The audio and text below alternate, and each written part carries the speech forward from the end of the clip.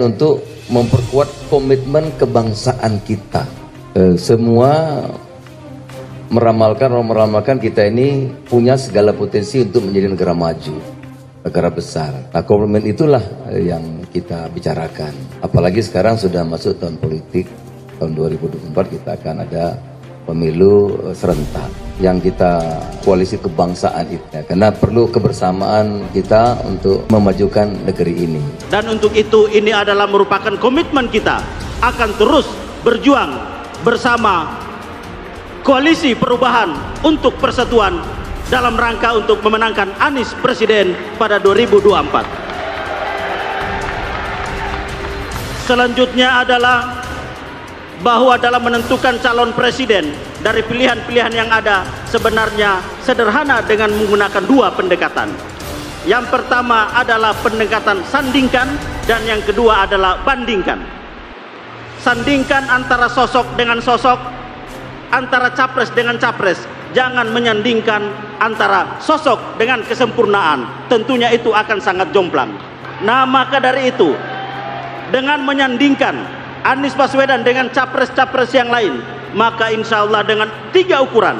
Yang pertama adalah asal-usulnya, yang kedua adalah rekam jejaknya, dan yang ketiga adalah gagasan tentang Indonesia masa depan. Dari segi asal-usulnya, orang tua dari Bapak Anies Baswedan dari pendidik.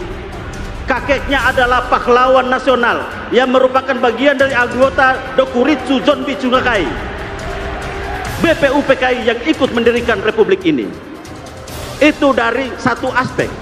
Yang kedua, dari rekam jejak sudah sangat banyak bukti yang dihadirkan di Jakarta bahwa rekam jejak Anies Baswedan adalah rekam jejak prestasi dan keberpihakan kepada rakyat. Dan yang ketiga adalah gagasan tentang Indonesia masa depan, yaitu luruskan jalan, hadirkan keadilan. Maka dengan kerja keras kita, tugas kita hanya dua. Yang pertama adalah bergerak. Kita harus bergerak dari kita, mulai dari yang terdekat dan di sekitar kita. Yang kedua adalah merangkul semua yang kita hadapi, merangkul semua golongan, merangkul semua kalangan untuk memenangkan Anies Baswedan. Bung Karno mengatakan Sammen Bondeling van alle krachten. Kita harus bersatu untuk kita kuat.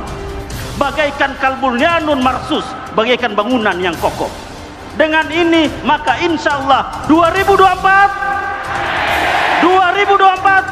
Anies Presiden.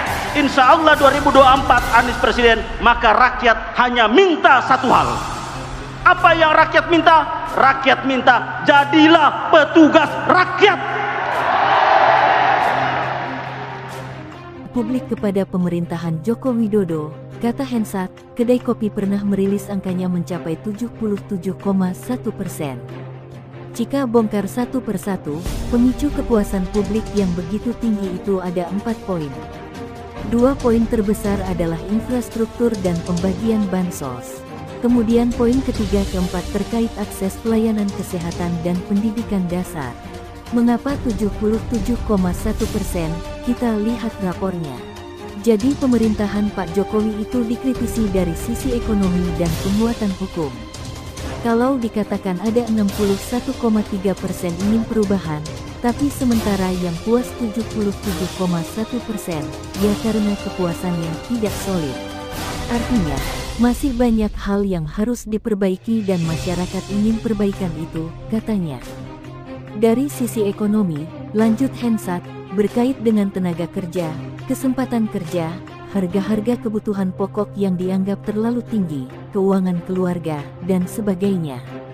Yang menarik, angka 61,3% menurut saya tidak mengagetkan karena memang masyarakat Indonesia di dalam lubuk hatinya itu ingin perubahan, ujar dia.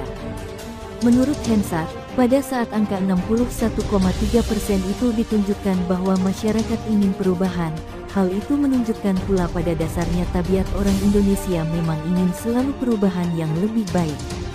Jadi kalaupun puas, tapi kepuasan itu tidak solid, ada beberapa hal yang memang harus diteruskan. Bahasa Mas Anies, ada yang harus dikoreksi, ada yang harus dihentikan, ada yang harus dilanjutkan, dan lain-lain. Itu memang dijelaskan akhirnya dalam survei ini, ujar dia. Mengapa kepuasan itu tidak solid, lanjut Hensat, bisa dilihat sebagai contoh dari bansos. Pembagian bansos sampai saat ini masih menjadi perdebatan penting tentang tepat atau tidak penyalurannya. Walaupun di sisi lain puas, tetapi tidak akan 100% karena memang pemberian bansos masih tidak tepat sasaran.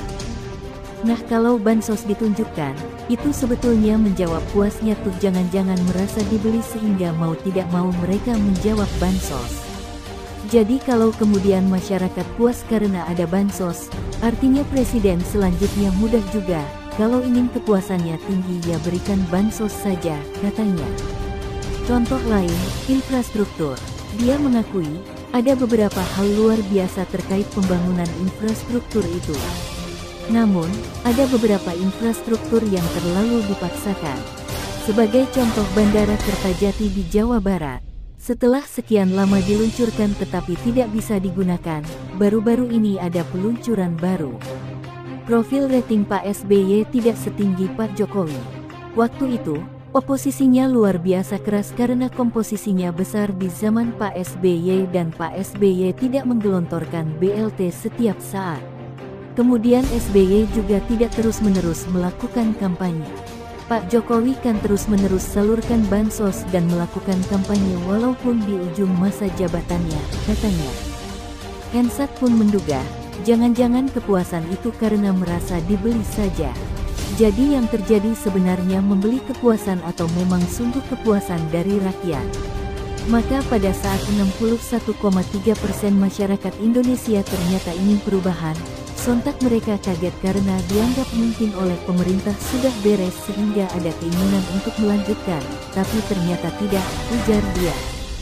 Bukti lain bahwa masyarakat ingin perubahan adalah ketidakinginan masyarakat terhadap masa jabatan presiden 3 periode. Berbagai hasil survei lembaga survei menunjukkan tidak ada masyarakat yang menginginkan presiden menjabat 3 periode. Jika merasa sudah melakukan pekerjaan luar biasa, ya sudah, selesai saja. Tidak perlu ketakutan ada program-program yang ditinggalkan, tidak dijalankan, karena selama program ini baik, pasti akan dilanjutkan. Pasti itu sudah jadi common policy. Jadi kalau misalnya bagus banget, ya pasti diterusin kemudian buru-buru akan decline di ujungnya buru-buru akan diresmikan. Tapi kalau memang nggak bagus, ya wajar deg-degan. Aduh ini kenapa ya jangan-jangan nggak dilanjutkan, tutur dia, kebak.